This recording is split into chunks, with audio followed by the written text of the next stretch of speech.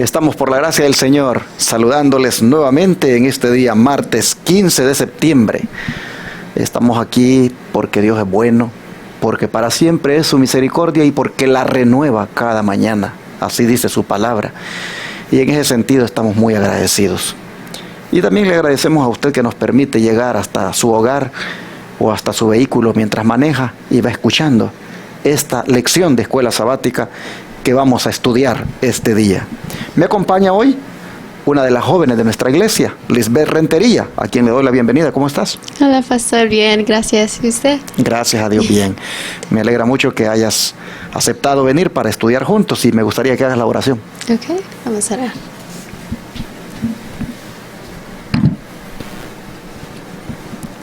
Padre nuestro que está en los cielos, santificado sea su mención.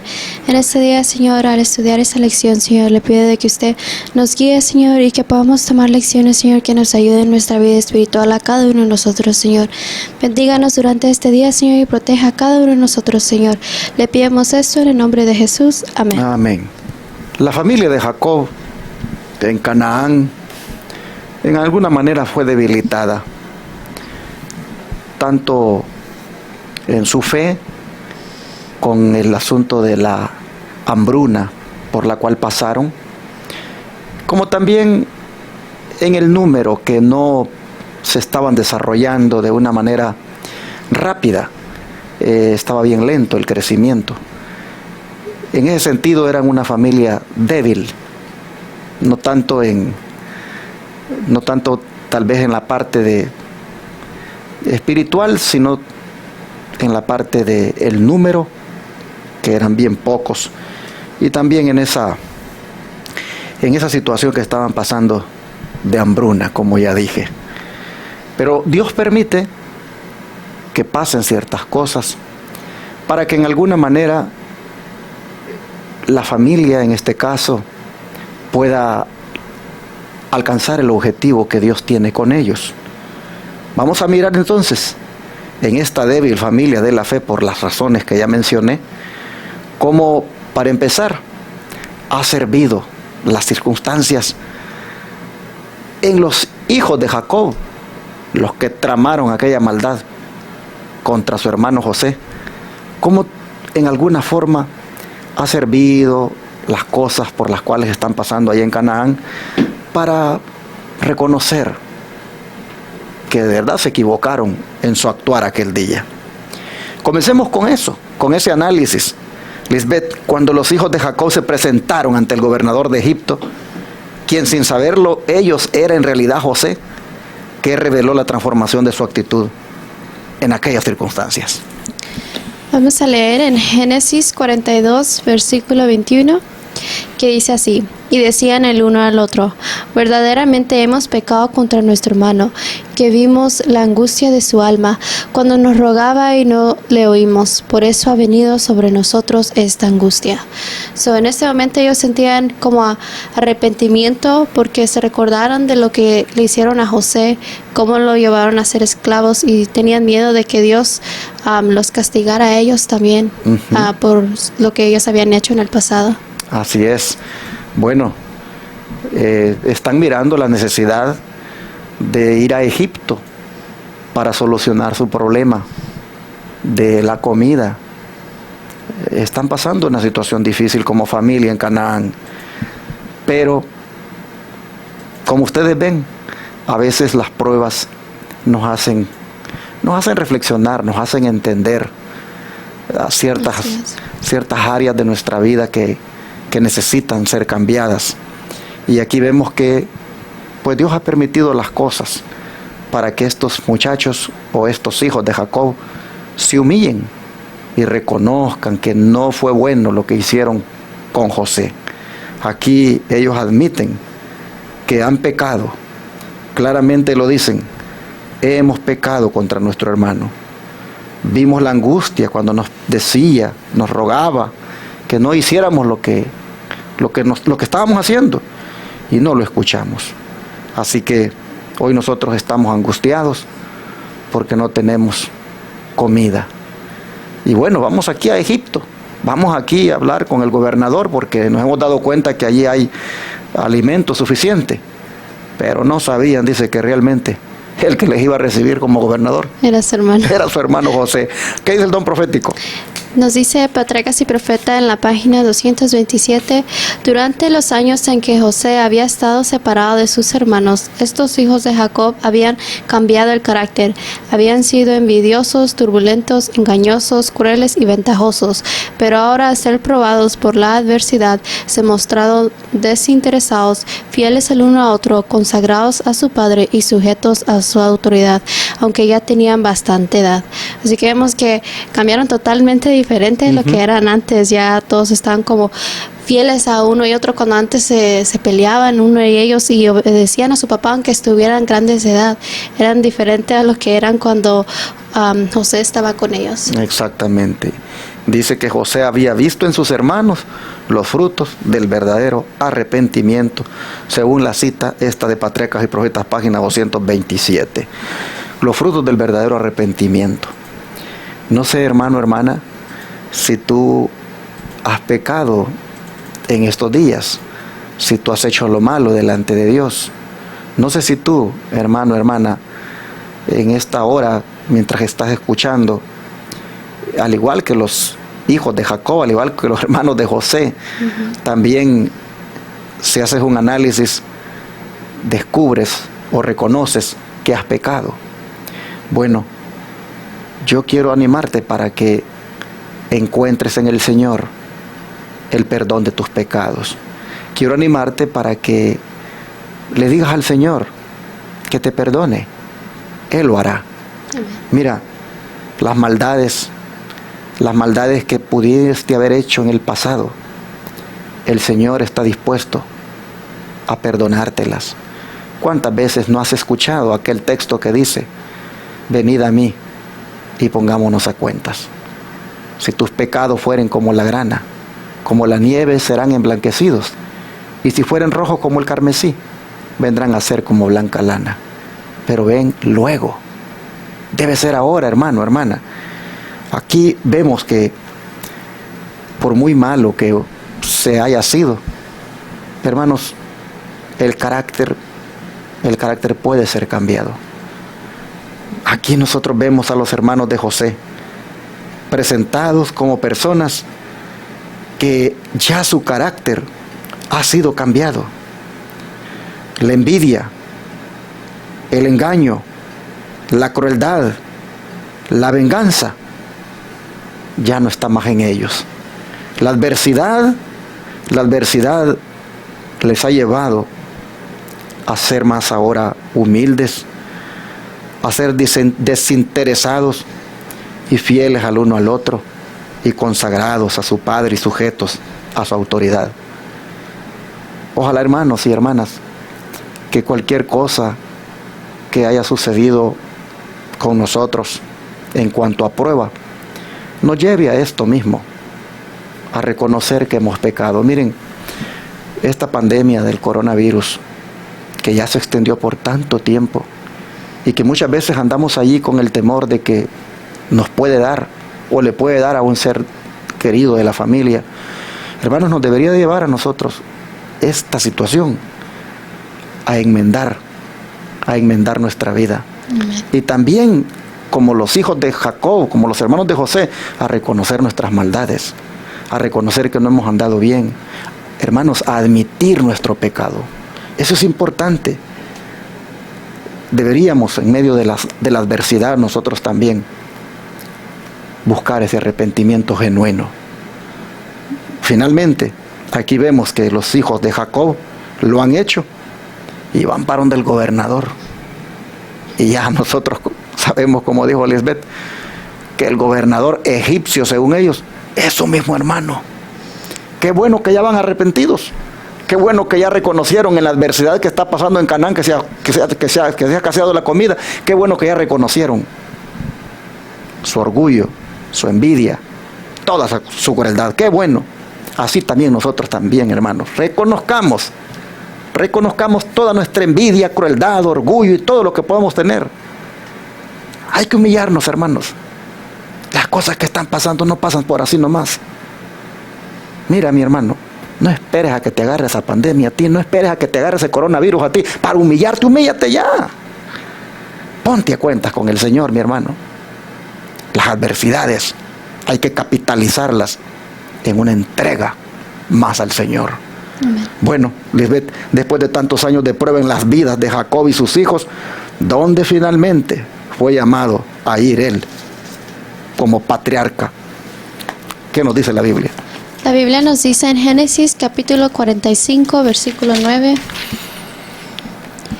Daos prisa, id a mi padre y decirle, así dice tu hijo José, Dios me ha puesto por Señor de todo Egipto, ven a mí, no te detengas. Así que lo estaba llamando que fuera a Egipto, Interesante. que lo fuera a ver. Quiero leer algo que está en Patriarcas y Profetas, que dice que los hijos de Jacob volvieron a su padre con la gran noticia: José aún vive y él es el Señor de toda la tierra de Egipto.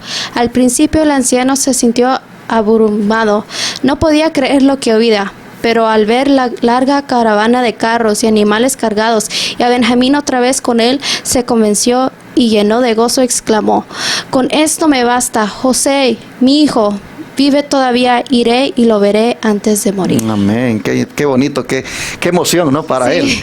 él. Bueno, lee los versículos 25 al 28, de ahí mismo Génesis 45. Sí, dicen así. Y subieron a Egipto y llegaron a la tierra de Canaán, a Jacob su padre. Y dieron las nuevas diciendo: José vive aún, y él es el Señor de toda la tierra de Egipto. Y su corazón se desmayó, pues no los creía.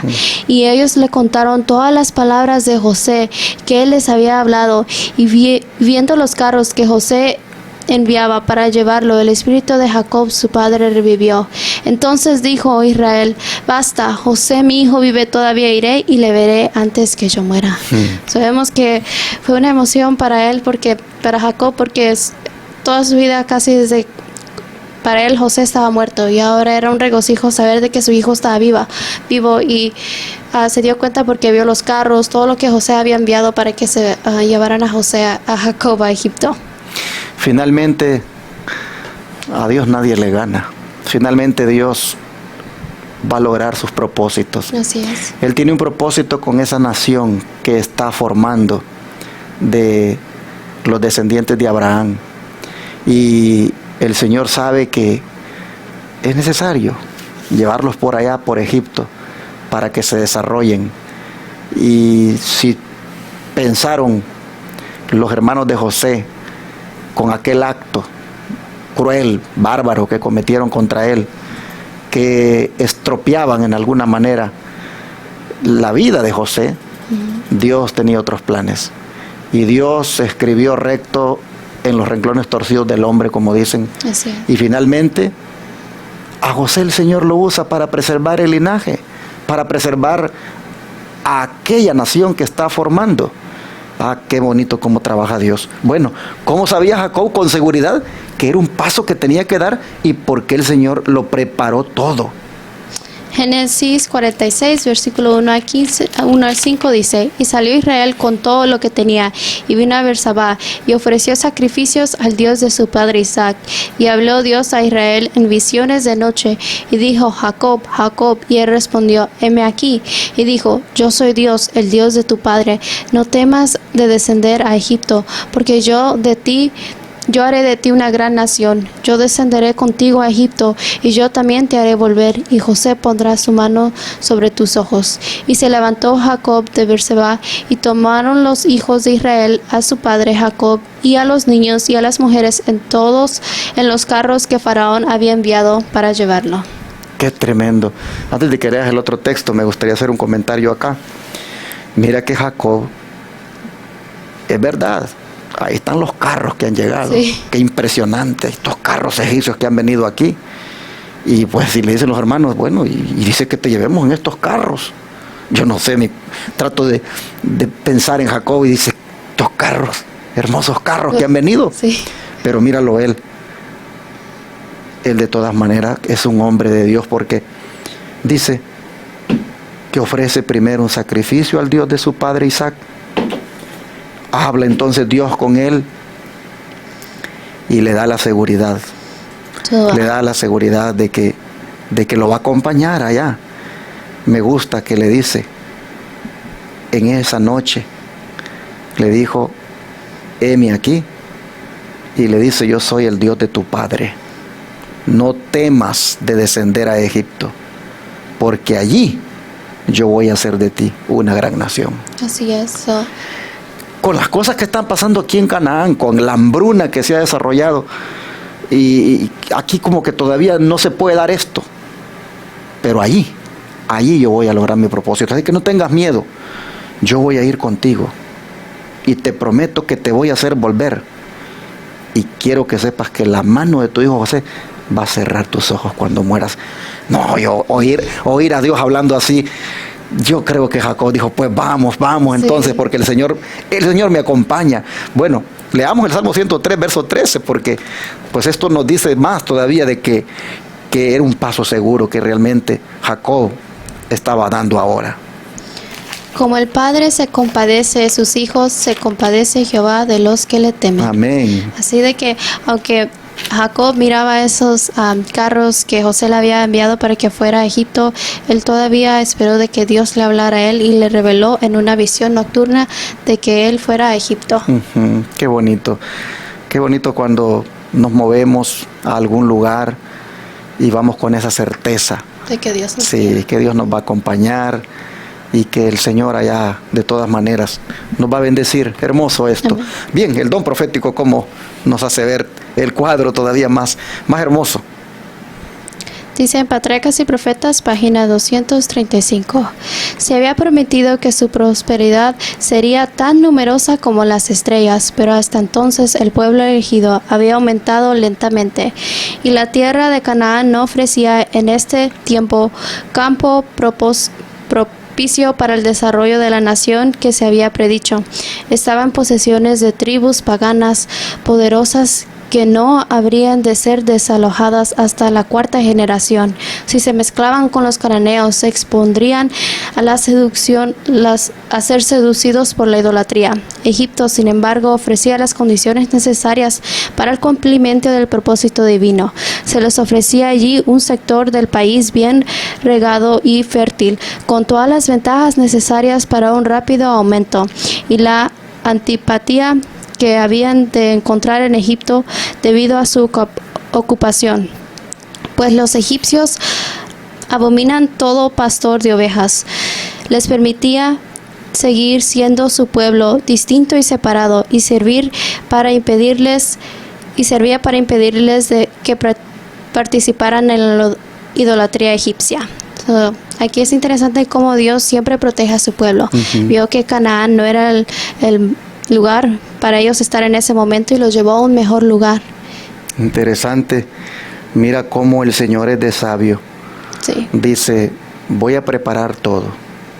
Voy a colocar allí a uno del linaje de mi pueblo escogido para que gobierne esa nación, y luego llevo a toda la familia, y como los egipcios abominan a los que son pastores de ovejas, pues entonces